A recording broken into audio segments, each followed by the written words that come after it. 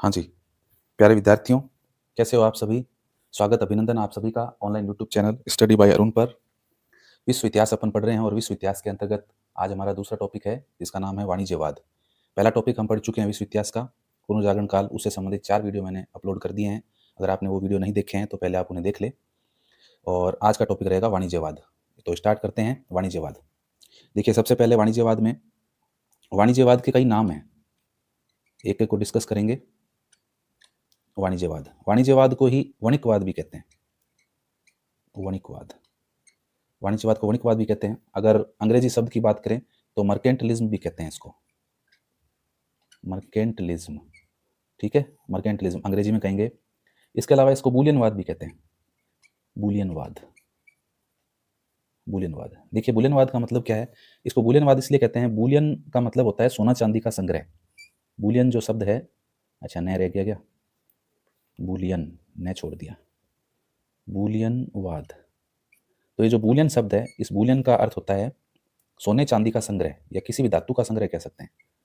सोने चांदी का संग्रह करना।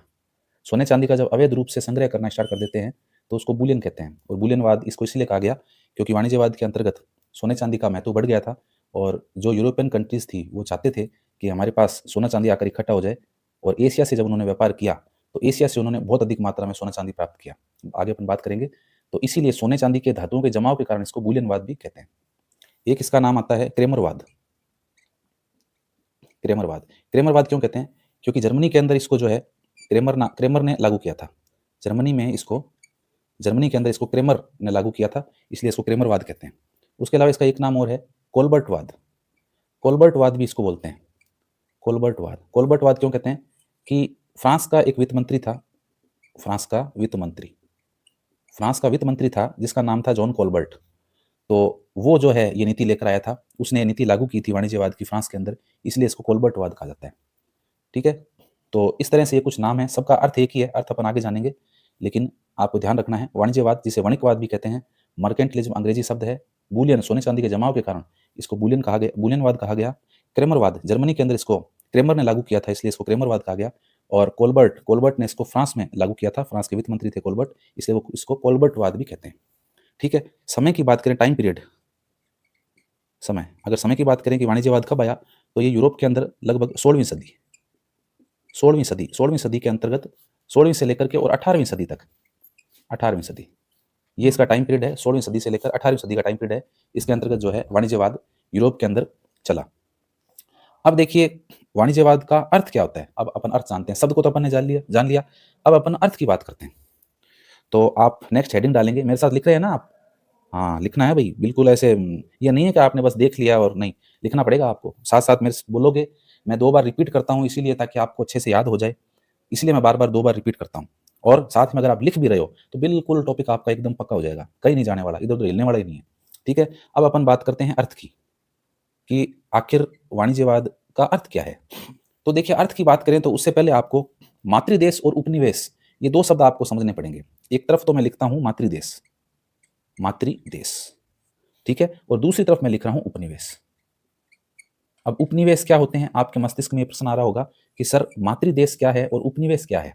तो उपनिवेश जैसा कि आपने पढ़ा भी होगा, है ना, पिछली क्लासों में आपने कहीं पर जो आपने 11th में 12th में जहां भी आप पढ़े हो तो आपने वहां पढ़ा होगा। उपनिवेश का अर्थ ये होता है कि ऐसा स्थान, ऐसा क्षेत्र जिसके ऊपर कोई दूसरा देश अधिकार कर लेता है और व्यापारिक रूप से उस उपनिवेश से कच्चा माल कम दाम पर खरीदता है और अपना पका हुआ माल उस उपनिवेश में जाके महंगे दामों पर बेच देता है, तो वो उपनिवेश कहलाता है। अब एग्जाम्पल से समझिए इसको। एग्जाम्पल लेते हैं अपन इंग्लैंड की, यूके की, यूनाइटेड किंगडम। और दूसरी तरफ उपनिवेश की बात करें तो जैसे इंग्लैंड ने अमेरिका को भी अपना उपनिवेश बनाया था और भारत को भी अपना उपनिवेश बनाया था, तो अपन तो अब भारत की बात करते हैं। चलो, हालांकि अपन विश्व इतिहास पढ़ रहे हैं, आगे अमेरिका की क्रांति पढ़ेंगे। तो अमेरिका की क्रांति का कारण यही था कि इंग्लैंड ने अमेरिका को अपना उपनिवेश बनाया था और वहां पर शोषण की नीति अपनाई थी, जिस वजह से अमेरिका में क्रांति हुई थी। वो अपना अगला टॉपिक रहेगा। यहाँ आप समझे कि इंग्लैंड ने भारत को अपना उपनिवेश बनाया। तो भारत को जब अपना उपनिवेश बनाया तो उपनिवेश देखो कौन बना रहा है, इंग्लैंड बना रहा है, तो वो क्या कहलाएगा, मातृदेश कहलाएगा। यानी कि दूसरे देश को व्यापार वाणिज्य जो कर रहा है, व्यापार वाणिज्य के ऊपर जो अधिकार स्थापित कर रहा है, वो देश क्या कहलाएगा, मातृदेश कहलाएगा। ठीक है, और जिस देश के ऊपर उसने व्यापार वाणिज्यिक रूप से अधिकार कर लिया है वो क्या कहलाएगा, वो उसका उपनिवेश कहलाएगा। ठीक है, समझ में आ रही है बात। अब देखिए यूके जो है वो क्या है, मातृ देश है। तो यूके का उपनिवेश था अपना भारत। तो यूके क्या चाहता था? यूके चाहता था कि भारत से हम कच्चा माल लेके आएं। क्या लेके आएं? कच्चा माल। कच्चा माल खरीदें भारत से। कच्चे माल का मतलब है कि मान लीजिए आप वहां से चीनी ले आए और चीनी से फिर आप ला करके कन्फेक्शनरी या फिर कोई टॉफी चॉकलेट बना रहे हैं, पका रहे हैं उसको अपनी फैक्ट्रियों में ला करके। या मान लीजिए आप भारत से कपास लेके आए और कपास ला करके यहाँ पर सूती कपड़े की मिल में आपने उसका सूती कपड़ा बना दिया, कॉटन बना दिया। ठीक है ना? तो ये कच्चा माल है, इसको कच्चा माल बोलते हैं। कच्चा माल लिया और उसको अपने ला करके अपने देश के अंदर उसको पकाया और वापस उपनिवेश में सप्लाई कर दिया। तो अब मातृ देश क्या चाहता है? मातृ देश चाहता है कि मैं कच्चा माल उपनिवेश से खरीदूं, कच्चा माल खरीदें और किस पे? कम कीमत पर, कम कीमत। तो हर मातृ देश का उद्देश्य यही रहता है कि हम उपनिवेश से कच्चा माल खरीदें, कैसे? कम कीमत पर खरीदें। ठीक है? और अपनी फैक्ट्रियों में पका करके माल को वापस उपनिवेश के अंदर बेच दें और जब बेचें तो महंगा बेचें, है ना? भाई सस्ता खरीदेंगे, यहाँ से सस्ता खरीदा इन्होंने और यहाँ से वापस इनको महंगा बेच दिया, तभी तो इनको बेनिफिट होगा, तभी तो पैसे आएंगे इनके पास में। ठीक है? अच्छा, जब यूके इंडिया से सस्ता माल, कच्चा माल खरीदता था और खरीदने के बाद अपनी फैक्ट्रियों में पका करके उसको जो वापस बेचता था, तो एक तो ये महंगे दाम पर बेचता था, पहली बात तो यहाँ ला करके महंगा बेचता, और दूसरा बेचने के बदले में पैसा नहीं लेना है। क्या लेना है? धातु लेनी है। धातु, धातु का मतलब है सोना। सोना भी हो सकता है और चांदी भी हो सकता है। ठीक है? तो जब अपना माल उपनिवेश में बेच रहा है तो बेचने के बदले में सोना और चांदी ले रहा है। तो इसका मतलब यहाँ पर जो सोना चांदी है वो सारा का सारा सोना चांदी कहाँ चला जाएगा? मातृ देश यूके के अंदर चला जाएगा। यानी कि सोने चांदी का जमाव, धातुओं का जमाव उपनिवेश से हटकर और कहाँ चला जाएगा? मातृ देश में चला जाएगा। समझ रहे हो? तो यही है वाणिज्यवाद का अर्थ, कि व्यापार वाणिज्य को अपने पक्ष में कर लेना। व्यापार वाणिज्य को अपने पक्ष में कर लेना, भुगतान संतुलन बना लेना ही क्या कहलाता है? आपके वाणिज्यवाद कहलाता है। अब देखिए एक नया शब्द आ गया, भुगतान संतुलन। समझ रहे हो? भुगतान संतुलन। ठीक है? ये आपको समझ में आया कि मातृ देश किस तरह से सस्ती दाम पर खरीदता है और महंगे दाम पर बेचता है और बदले में सोना चांदी उपनिवेश से ले लेता है और अपने पास उसका जमाव कर लेता है। ठीक है ना? तो कुल मिला के वाणिज्यवाद का अर्थ क्या है? सरल अर्थों में अगर बात करें, एक लाइन में अगर बात करें, तो वाणिज्यवाद का मतलब है कि व्यापार वाणिज्य को अपने पक्ष में कर लेना। तो इनके पक्ष में हो गया व्यापार वाणिज्य। क्यों हो गया? क्योंकि इनसे ये सस्ता माल खरीद रहे हैं। भाई सस्ता माल इनसे खरीद रहे हैं, कम कीमत पर इनसे खरीद रहे हैं, है ना? और इनको जो माल बेच रहे हैं उसके बदले में इनसे धातु ले रहे हैं, सोना चांदी ले रहे हैं। ठीक है ना? तो फायदा किसका है? इनका फायदा है। नुकसान किसका है? इनका, उपनिवेशों का नुकसान है। ठीक है? तो ये क्या कर रहे हैं? ये भुगतान संतुलन को बना रहे हैं। भुगतान संतुलन का मतलब होता है, भुगतान संतुलन का मतलब क्या है? भुगतान संतुलन का मतलब है कि अपनी वस्तु को महंगी दरों पर बेचना और सामने वाले की वस्तु को सस्ती दरों पर खरीदना। तो इनका भुगतान संतुलन तो कैसा हो गया? अच्छा हो गया, प्लस हो गया। लेकिन इन उपनिवेशों का भुगतान संतुलन क्या हो गया? बिगड़ गया। उपनिवेशों का जो भुगतान संतुलन है वो क्या हो गया? वो बिगड़ गया, माइनस हो गया। समझ रहे हो? ये बात है भुगतान संतुलन की। तो ये सारा किसके अंतर्गत आएगा? ये सारा का सारी बातें जो है वाणिज्यवाद के अंतर्गत आएगी। ठीक है? समझ में आ गया आपके वाणिज्यवाद क्या है? यही है वाणिज्यवाद, कि यूरोपीय कंट्रीज, यूरोपीय देशों ने अधिक से अधिक उपनिवेश बनाने शुरू किए और उपनिवेशों के साथ शोषण की नीति अपनाई। उनसे कच्चा माल सस्ती दरों पर खरीदना और महंगा करके उसको बेचना और सोने चांदी उनसे लेकर के और अपने देश में भेजना, उसका जमाव करना और अपने व्यापार वाणिज्य को बढ़ाना और साथ ही साथ भुगतान संतुलन को स्थापित करना, भुगतान संतुलन को बढ़ाना। ये इनका उद्देश्य था। इसी को हम वाणिज्यवाद बोलेंगे। और इस वाणिज्यवाद ने 16वीं-17वीं शताब्दी के अंदर पूरे यूरोप के अंदर अपनी जड़ें जमा ली थी और हर देश चाहता था कि उसका एक उपनिवेश होना चाहिए और उस उपनिवेश में जाकर के मैं अपने माल को, पके हुए माल को वहां बेचूं और वहां से बेनिफिट लेऊं और मातृ देश को फायदा कराऊं। ये था वाणिज्यवाद का प्रमुख उद्देश्य। ठीक है? तो अर्थ की बात कर ली, साथ ही हमने वाणिज्यवाद के उद्देश्य की बात कर ली कि वाणिज्यवाद का उद्देश्य क्या था। और टाइम पीरियड की बात करें तो 16वीं-17वीं शताब्दी का टाइम था ये। और 18वीं-19वीं सदी के अंदर जाते जाते वाणिज्यवाद का पतन हो गया था, वो अपन आगे पढ़ेंगे। तो ये अर्थ आपने समझ लिया। चलिए अब मैं इसको मिटा रहा हूँ। बनाना चाहे तो बना लिया आप, ये वाला अगर ग्राफ बनाना है तो आपको। ठीक है? बना लिया होगा। चलो अब चलते हैं आगे। हाँ देखो, आगे अपन बात करते हैं वाणिज्यवाद की विशेषताएं। वाणिज्यवाद की विशेषताएं, वाणिज्यवाद की विशेषताएं क्या क्या है? विशेषताओं की देखो बात करते हैं तो सारी बातें घूम फिर के वहीं आएगी जो मैंने बातें आपको बताई है, अभी उनको ही वापस रिपीट करना होगा। देखो तो पहली विशेषता क्या है? पहली विशेषता जो है वाणिज्यवाद की वो है भुगतान संतुलन। अभी बताया ना मैंने आपको, फिर डिस्कस करते हैं। देखो इसको, वाणिज्यवाद की पहली विशेषता है भुगतान संतुलन को किसके पक्ष में करना? मातृ देश के पक्ष में करना। लिखावट एक तो बहुत खराब है बच्चों, क्या करें?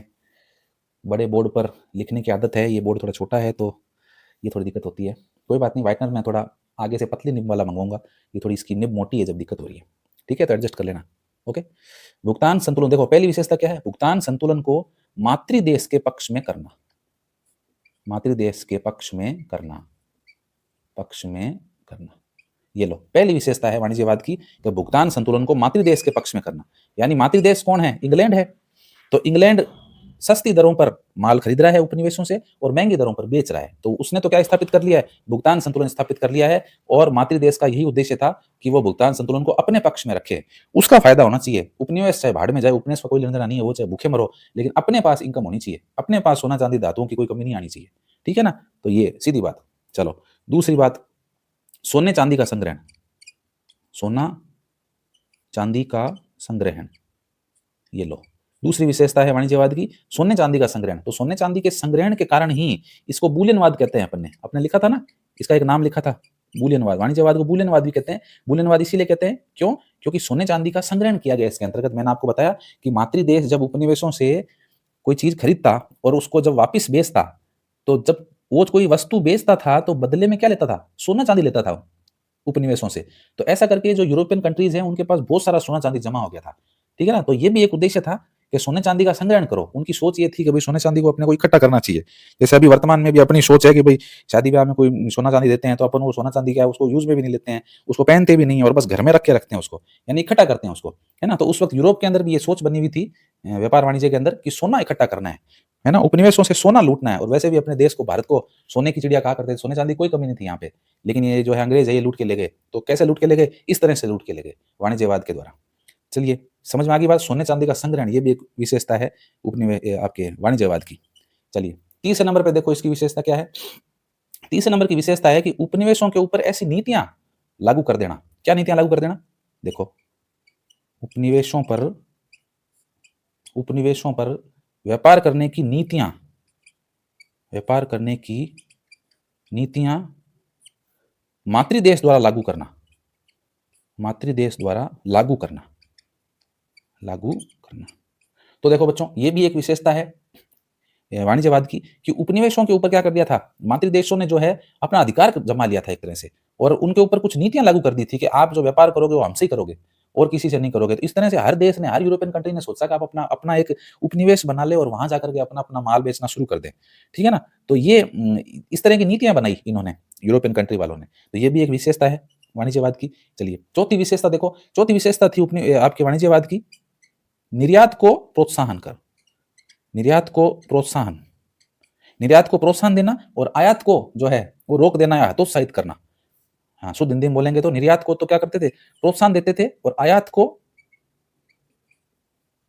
हतोत्साहित, आयात को हतोत्साहित करना। ये लो, आयात को हतोत्साहित करना। तो ये विशेषता है एक वाणिज्यवाद की। निर्यात, निर्यात का मतलब है माल भेजना दूसरी जगह पर, अपना माल को बेचना, चाहे उपनिवेशों में जाके बेचो चाहे कहीं बेचो, अपने माल को निकालना यहाँ से, क्योंकि माल को जब बेचेंगे तो इनकम होगी, वहां से पैसा लाएंगे, सोना चांदी लेके आएंगे तो बेनिफिट होगा। तो निर्यात को तो क्या कर रहे हैं? प्रोत्साहित कर रहे हैं, लेकिन आयात को हतोत्साहित कर रहे हैं। यानी माल आना नहीं चाहिए, अपने को मंगाना नहीं है, अपने को तो यहाँ से बना के बेचना है, तो बेचेंगे तो पैसा मिलेगा। समझ रहे हो? तो ये भी एक विशेषता है किसकी? वाणिज्यवाद की, कि निर्यात को तो प्रोत्साहित करना और आयात को हतोत्साहित कर देना। ठीक है, चलो अगली विशेषता देखो, पांचवी विशेषता क्या है? पांचवी विशेषता है कि कच्चा माल जो प्राप्त कर रहे हैं, मातृदेश उपनिवेशों से जो कच्चा माल प्राप्त कर रहा है वो तो सस्ते दामों पर खरीदना, और जो उनके द्वारा विनिर्मित माल है, जो बनाया हुआ माल है, उसको महंगे दामों पर बेचना। यानी कि कहने का मतलब कच्चे माल को कम कीमत पर, कच्चे माल को तो कम कीमत पर खरीदना, कच्चे माल को कम कीमत पर खरीदना, और विनिर्मित माल, या आप कहें सरल भाषा में बोले तो पक्का माल, पक्के माल को, पक्के माल को, पक्का नहीं सॉरी, पक्के माल को पक्का माल महंगी दरों पर बेचना, महंगी दरों पर बेचना, ये महंगी दरों पर बेचना। ठीक है, तो ये भी एक विशेषता है आपके वाणिज्यवाद की। कच्चे माल को तो कम कीमत पर खरीदो और पका हुआ माल हो महंगी दरों पर ले जाके बेच दो, ये एक विशेषता। और एक आखिरी विशेषता और पढ़ेंगे इसकी कि भाई सोना चांदी जो है उसका तो आयात हो सकता है लेकिन निर्यात नहीं हो सकता। समझ रहे हो? तो ये भी एक देखिए, फिर वही बूलियनवाद वाली बात आ गई कि भैया सोना चांदी इकट्ठा करना है कैसे करके, धातुओं का संग्रह करना है ना? तो ये भी इनकी वाणिज्यवाद के अंतर्गत यूरोपियन कंट्री की एक सोच बन चुकी थी वहां की, कि भाई सोने चांदी का आयात हो सकता है, यानी कि सोना चांदी आ सकता है बाहर से, लेकिन निर्यात नहीं होएगा। ठीक है, यानी कि कुल मिला के मातृदेश को फायदा देना है, मातृदेश को सोना चांदी धातु मिलनी चाहिए ताकि वो वहां जमा कर ले, उसको और पैसे वाले बन जाए, बस इनकम बढ़ जाए उनकी, किसी तरह से उनके देश की जो आय है वो बढ़ जाए बस। ठीक है ना? तो कुल मिला के ये 6 विशेषताएं हैं किसकी? आपके वाणिज्यवाद की। समझ में आ गया आपके अच्छे से? छठी विशेषता लिखूं क्या? मैंने बोल दी है, बोल रहा हूं मैं, आप लिखो। चलो अगर आप लिख रहे हो छठी विशेषता वो लिख लो कि भाई सोने चांदी का आयात हो सकता था, सोने चांदी का आयात हो सकता था, लेकिन निर्यात नहीं, लेकिन निर्यात नहीं, अर्थात सोना चांदी केवल मातृ देश को ही मिले। ठीक है, सोना चांदी केवल, अर्थात सोना चांदी केवल मातृ देश को ही मिले। ठीक है, ये छठा पॉइंट हो गया। चलो अब अपन चलते हैं, ये विशेषताएं हो गई है, वाणिज्यवाद की विशेषताएं बच्चों हो गई है पूरी, 6 विशेषताएं थी। अब चलते हैं आगे अपन इस टॉपिक के अंतर्गत, और अब अपन पढ़ते हैं वाणिज्यवाद के परिणाम, कि वाणिज्यवाद के परिणाम क्या हुए आखिर। वाणिज्यवाद यूरोप में फैल रहा था तेजी से, तो इसके देखो परिणाम क्या हुए। तो पहला परिणाम तो ये हुआ कि जहां पर भूमध्य सागर, भाई व्यापार का जो केंद्र बिंदु था वो पहले भूमध्य सागर था, लेकिन वाणिज्यवाद के बाद क्या हुआ, अटलांटिक महासागर हो गया, है ना। जैसे ये देखो, ये इधर नक्शे के अंदर बात करें तो एक कच्चा रफ मैं नक्शा बना रहा हूँ, है ना, ये इस तरह से ये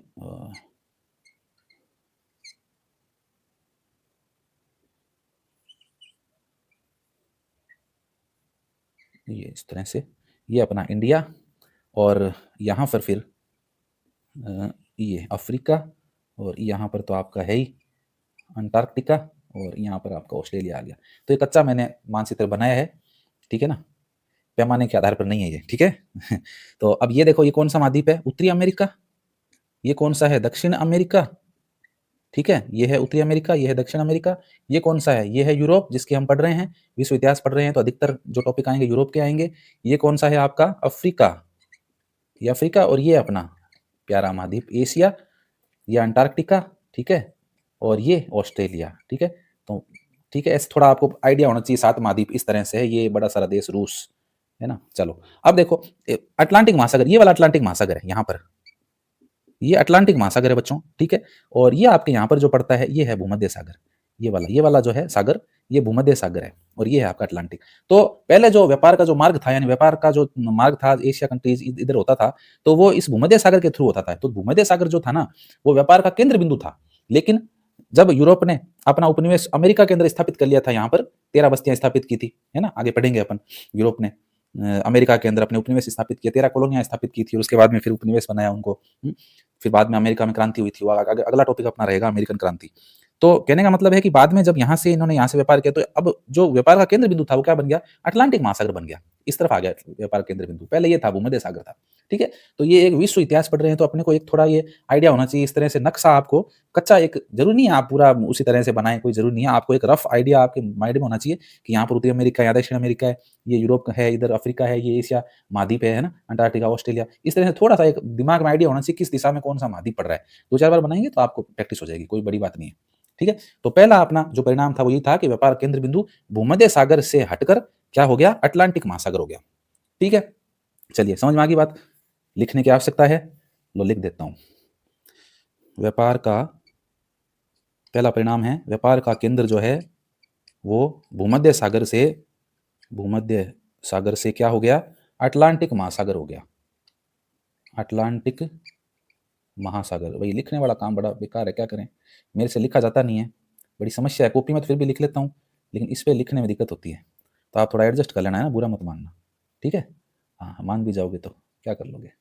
चलो, व्यापार का केंद्र बिंदु भूमध्य सागर से अटलांटिक महासागर हो गया, पहला परिणाम। चलिए दूसरा, अब दूसरा परिणाम देखो, वाणिज्यवाद का दूसरा परिणाम ये था कि भाई व्यापार के अंदर जो है जोखिम बढ़ गया, है ना। जोखिम का मतलब है कि व्यापार वाणिज्य का प्रसार होने लग गया, भाई वाणिज्यवाद के अंतर्गत रुपया पैसा आ गया, तो व्यापार वाणिज्य तेजी से बढ़ने लग गया, तो बड़ी बड़े उद्योग स्थापित होने लगे, बड़ी मात्रा में पूंजी लगने लगी उद्योगों के ऊपर, तो जोखिम बढ़ गया, जोखिम बढ़ गया ना, कि भाई मान लो एक ही आदमी है, और एक आदमी मान लो कोई व्यापार उद्योग स्थापित कर रहा है, उसके अंदर वो 10 करोड़ रुपए लगा रहा है। अब एक आदमी 10 करोड़ लगा रहा है, कल को कुछ दिक्कत हो गई तो उसके तो गए बेचारे के 10 करोड़, डूब गए उसके, गया वो तो काम से। लेकिन अगर उस 10 करोड़ में उसके 10 हिस्सेदार है, तो जोखिम क्या हो गया, जोखिम कम हो गया, ठीक है ना। उसको मान लो लॉस होगा ना, तो 10 जनों को होगा तो लॉस भी टुकड़ों में बट गया, बेनिफिट भी तो बटा जो बटा, लेकिन लॉस भी टुकड़ों के अंदर बट गया, तो जोखिम बढ़ गया, जोखिम बढ़ गया। ये भी एक इसका परिणाम निकला कि बड़े बड़े उद्योग खुलने स्टार्ट हो गए, और बड़े बड़े जब उद्योग खुलने स्टार्ट हुए तो उनके अंदर बड़ी मात्रा में पूंजी लगाने लगे, लोग इन्वेस्ट करने लगे, तो उससे क्या हुआ, जोखिम बढ़ गया। और जोखिम बढ़ गया तो फिर क्या है कि जोखिम को कम करने के लिए उन्होंने क्या किया, आपस में मिल करके, है ना, आपस में मिल करके और उद्योग जो है लगाने स्थापित किए, ताकि जोखिम को कम किया जा सके। तो ये एक परिणाम निकला, इससे जोखिम बढ़ गया। चलिए तीसरे परिणाम की अगर अपन बात करें बच्चों, तो तीसरा परिणाम है उपनिवेशीकरण की होड़ मच गई। उपनिवेशीकरण, उपनिवेशीकरण की होड़, उपनिवेशीकरण की होड़ मची मची। अब देखो मैंने आपको बताया यूरोपियन कंट्रीज में जब उन्होंने सोचा कि अपन उपनिवेश बनाएं और उपनिवेश से कच्चा माल सस्ती दरों पर खरीदें और अपना महंगा माल वहां ले जाके बेचे, तो बेनिफिट हो रहा है। अब बेनिफिट हो रहा है तो फिर हर देश ने ये सोचा, हर यूरोप के देश ने सोचा कि मैं भी जाकर के कहीं ना कहीं अपना उपनिवेश स्थापित कर लूं और वहां सस्ते दामों पर खरीदूं और महंगे दामों पर वहां ले जाके बेचूं। तो उपनिवेशीकरण की होड़ मच गई। ठीक है, तो ये भी एक परिणाम निकला वाणिज्यवाद का। चलिए चौथे नंबर पर बात करें तो बैंकिंग प्रणाली अस्तित्व में आई। बैंकिंग प्रणाली, बैंकिंग प्रणाली, बैंकिंग प्रणाली अस्तित्व में आ गई। क्यों आ गई बैंकिंग प्रणाली अस्तित्व में? अस्तित्व सही लिखा है क्या? अस्तित्व, अस्तित्व ठीक है, सही होना चाहिए। बैंकिंग प्रणाली अस्तित्व में आ गई। बैंक का यूज हम क्यों करते हैं भाई? ऋण लेने के लिए करते हैं। ऋण लेना हो तो बैंक से ले लें, या फिर अपना जो रुपया पैसा उसको जाके सेव कर देते हैं, बैंक के अंदर जमा कर देते हैं, है ना। तो व्यापार वाणिज्य जब बढ़ने लग गया तो बैंक की आवश्यकता महसूस होने लगी, तो बैंकिंग प्रणाली अस्तित्व में आने लगी, ताकि जो है बड़ी मात्रा में ट्रांजेक्शन हो रहे हैं, बड़ी मात्रा के अंदर लेना देना हो रहा है, तो बैंकों के अंदर जाकर अपने पैसों को सेव भी कर सके, प्लस कभी ऋण की आवश्यकता हो तो वहां से ले भी सके। व्यापार बढ़ रहे हैं तो ऋण तो लेना पड़ेगा व्यापारियों कभी ना कभी, तो इसलिए बैंकिंग प्रणाली भी क्या आ गई? अस्तित्व में आ गई। ठीक है, तो इस तरह से ये कुछ परिणाम है इसके। एक परिणाम और पढ़ते हैं अपन, और वो है कि नौ परिवहन यानी नेविगेशन एक्ट लागू किए गए। Navigation act, navigation act, navigation act लागू किए गए, लागू किए गए। नेविगेशन का मतलब, नेविगेशन एक्ट का मतलब है नौ परिवहन अधिनियम। अब भाई जब समुद्री मार्ग से व्यापार हो रहा है, समुद्री मार्ग के थ्रू व्यापार वाणिज्य किया जा रहा है, जहाज आ रहे हैं जा रहे हैं, तो कहीं ना कहीं नेविगेशन एक्ट बनाने पड़ेंगे आपको। एक नौसेना, नौ परिवहन अधिनियम आपको बनाने पड़ेंगे, जिसके थ्रू आप उनको कंट्रोल कर सको कि भाई सामुद्रिक एक सीमा निर्धारित करनी पड़ेगी आपको कि इस देश की या इस महाद्वीप की ये सीमा है और इससे बाहर जाकर के वो काम नहीं कर सकते। या मान लीजिए किसी देश का कोई तट लग रहा है, कि समुद्र तट अगर किसी देश के लग रहा है, तो उस समुद्र तट में उसका एक दायरा सीमित करना। मान लीजिए ये कोई देश है और यहाँ इसके समुद्र तट लग रहा है, ये समुद्र है इसके चारों तरफ, तो अब उस समुद्र के ऊपर ये व्यक्ति मान लो इस समुद्र मार्ग से व्यापार कर रहा है, अपनी जहाजों को भेज रहा है ये, ठीक है ना। मान लो ये समुद्र मार्ग से अपनी जहाजों को भेज रहा है, तो इसका भी एक नेविगेशन एक्ट के थ्रू हर देश के लिए पॉलिसी बनाएगी कि भैया आपको इतनी जगह मिलेगी, इतना समुद्रिक एरिया मिलेगा जिसके अंदर आप अपने जहाजों को लेके जा सकते हो और ला सकते हो, वहां अपने बंदरगाह बना सकते हो। ये नहीं है कि आपने जगह जगह बंदरगाह बना दिए, ये भी नहीं है। और समुद्र के अंदर भी, समुद्र के अंदर गंदगी है, हर तरह की कचरा है, उसकी जिम्मेदारी, उसकी साफ सफाई की जिम्मेदारी भी उस देश की रहेगी, समझ रहे हो। तो इस तरह से नेविगेशन कानून बनाए गए ताकि नेविगेशन एक्ट के थ्रू देशों को कंट्रोल किया जाए कि आप समुद्र का इस्तेमाल तो कर रहे हो व्यापार के लिए, लेकिन वो व्यापार में समुद्र का इस्तेमाल आप एक लिमिट में करो आप, है ना। तो इसके लिए नेविगेशन एक्ट बनाए गए। ठीक है, तो ये इस तरह से 5 वाणिज्यवाद के परिणाम है जिसकी अपन ने बात कर ली है। तो अब चलते हैं अपन आगे, और अब अपन ने इस बिंदु का लास्ट पॉइंट पढ़ेंगे। लास्ट पॉइंट अपना रहेगा वाणिज्यवाद का पतन। पतन की बात कर रहे हैं, अर्थ पढ़ लिया, विशेषताएं पढ़ ली, परिणाम पढ़ लिए, और अब अपन पतन की बात कर रहे हैं कि 18वीं सदी 19वीं सदी तक आते आते वाणिज्यवाद जो है उसको यूरोपियन कंट्रीज ने क्यों छोड़ दिया, इसका कारण क्या था। तो देखिए सबसे पहला पतन का जो वाणिज्यवाद का पतन जो हुआ, उसमें सबसे पहला जो बिंदु है वो है कृषि में वाणिज्यिक फसलों पर बल। कृषि में वाणिज्यिक फसलों, कृषि में वाणिज्यिक फसलों को बल, वाणिज्यिक फसलों को बल। तो बच्चों वाणिज्यिक फसलों, अब आपके दिमाग में प्रश्न आना चाहिए सर वाणिज्यिक फसलें क्या होती है। तो वाणिज्यिक फसलें ऐसी फसलें हैं जिनकी कटाई करके और सीधा उनको बेच दिया जाए और उनसे क्या मुनाफा कमा लिया जाए। जैसे मान लीजिए कपास है, कपास की फसल एक वाणिज्यिक फसल है। क्यों है? क्योंकि कपास की फसल आई और आपने उसको बेचा, और बेच करके उसका फिर आगे मिल में जाकर के उसका कॉटन बनेगा या सूती कपड़ा बनेगा, सूती वस्त्र मिल के अंदर उसको काम में लेंगे, तो ये वाणिज्यिक फसल है। इसको बोलते हैं वाणिज्यिक फसल, जिसे सीधा व्यापार वाणिज्य किया जा सके, ऐसी फसल। तो कृषि के अंदर जब वाणिज्यवाद आया तो वाणिज्यिक फसलों को बल मिल गया, यानी कि हर व्यक्ति खाद्यान्न और धान कम उगाने लग गया और वाणिज्यिक फसलें ज्यादा उगाने लग गया। तो ये एक समस्या आई। तो अब क्या समस्या आएगी? अब खाद्यान्न की समस्या आएगी। भाई जब आप सारे वाणिज्यिक फसलें उगाने लग जाएंगे तो खाएंगे क्या? कपास थोड़ी खाई जाएगी, खाने के लिए तो गेहूं चाहिए, चावल चाहिए, और खाद्यान्न चाहिए खाने के लिए। तो वाणिज्यिक फसलों से थोड़ी पेट भरेगा, ठीक है, वो तो व्यापार वाणिज्य में काम में आ रही है। उसके अलावा तो ये कृषि में वाणिज्यिक फसलों का तो क्या हो गया, बल मिल गया, लेकिन खाद्यान्न का संकट पैदा हो गया। तो दूसरा पतन का कारण क्या लिखेंगे अपन? खाद्यान्न का संकट हो गया। खाद्यान्न संकट, खाद्यान्न संकट, खाद्यान्न संकट का समय शुरू हो गया। और खाद्यान्न संकट का जब शुरू हुआ तो आपको पता है बच्चों क्या हो गया? औद्योगिक क्रांति होगी, औद्योगिक क्रांति। खाद्यान्न संकट का परिणाम ये हुआ कि औद्योगिक क्रांति हो गई। जो औद्योगिक क्रांति अपन को आगे पढ़नी है, ये भी अपना टॉपिक है विश्व इतिहास का, औद्योगिक क्रांति, ये भी पढ़ेंगे अपन। तो पतन का तीसरा कारण देखो बच्चों, जानते हैं, सॉरी, पतन का तीसरा कारण, हाँ, कि पतन क्यों हुआ इसके पीछे, पतन के पीछे एक कारण ये भी है कि एक एडम स्मिथ विद्वान है जिनका नाम है एडम स्मिथ, और इनकी एक पुस्तक है, आपको नाम याद रखना है, काफी फेमस पुस्तक है जिसका नाम है wealth of nation. Wealth of nation, राष्ट्र आय, है ना, वेल्थ माना होता है पैसा, नेशन राष्ट्रीय आय। तो इनकी पुस्तक है वेल्थ ऑफ नेशन। इस पुस्तक के अंदर इन्होंने जो है लेसेस फेयर की नीति का जिक्र किया है। लेसेस फेयर, इसको समझना आप, एक तो ये आपको याद रखनी है एडम स्मिथ की पुस्तक वेल्थ ऑफ नेशन, और एक आपको ये शब्द याद रखना है, देखो laces fair. Laces fair, laces fair की बच्चों नीति क्या होती है? लेसेस फेयर की नीति का मतलब है कि बाजार में सरकार जो है वो हस्तक्षेप करती थी, तो बाजार में सरकार को हस्तक्षेप नहीं करना चाहिए। लेसेस फेयर की जो नीति है, लेसेस फेयर की नीति, लेसेस फेयर की नीति कहती है कि बाजार में सरकार को हस्तक्षेप नहीं करना चाहिए, व्यापारियों को स्वतंत्र कर देना चाहिए। हाँ, ये लो, हस्तक्षेप नहीं करना चाहिए, ठीक है। तो ये लेसेस फेयर की नीति है। इस नीति के तहत वाणिज्यवाद के अंतर्गत कहा था कि भाई बाजार में सरकारों को हस्तक्षेप नहीं करना चाहिए, व्यापारी को स्वतंत्र छोड़ना चाहिए, वो अपने हिसाब से व्यापार करें। तो ये एडम स्मिथ ने अपनी पुस्तक के अंदर जिक्र किया जिसका नाम है वेल्थ ऑफ नेशन। तो वाणिज्यवाद के पतन का ये भी एक कारण है, लेसेस फेयर की नीति, ठीक है। उसके बाद में चौथा पतन का कारण देखते हैं। चौथा पतन कारण है कि अमेरिका जो था, अमेरिका, मैंने आपको बताया अभी चित्र नक्शे के माध्यम से कि अमेरिका को जो है इंग्लैंड ने अपना क्या बनाया था, उपनिवेश बनाया था। और अमेरिका जब स्वतंत्र हो गया, यानी कि अमेरिका का जो उपनिवेश था, अमेरिकन उपनिवेश जो थे, जब वो स्वतंत्र हो गए, है ना, इंग्लैंड से आजाद हो गए वो, तो जो इंग्लैंड था उसको क्या लगा, धक्का लगा। अमेरिकन उपनिवेश जब स्वतंत्र हो गए तो इंग्लैंड को बड़ा ही धक्का लगा, चोट लगी इसको, चोट लगी। चोट क्या लगी? चोट ये लगी कि भाई अब कितने समय तक आप अपने उपनिवेशों को अपने अधिकार में रखें और कब तक उनका शोषण करें। तो इस तरह से जब इंग्लैंड से अमेरिका में जब क्रांति हुई, वो जब स्वतंत्र हुआ, तो जो दूसरे उपनिवेश थे उनको भी धक्का लगा, और धीरे धीरे 18वीं 19वीं सदी तक आते आते जो है यूरोप के देशों ने क्या किया, वाणिज्यवाद की नीति का त्याग कर दिया कि भाई ज्यादा समय तक अब हम इस तरह की नीति दूसरे देशों के ऊपर लागू नहीं कर सकते हैं, उन्हें अपना उपनिवेश बना करके हम उनका शोषण नहीं कर सकते हैं। और धीरे धीरे करके वाणिज्यवाद की जो नीति थी ये समाप्त हो गई, और इस तरह से वाणिज्यवाद का पतन हो गया, ठीक है बच्चों। तो ये आज का अपना टॉपिक था वाणिज्यवाद।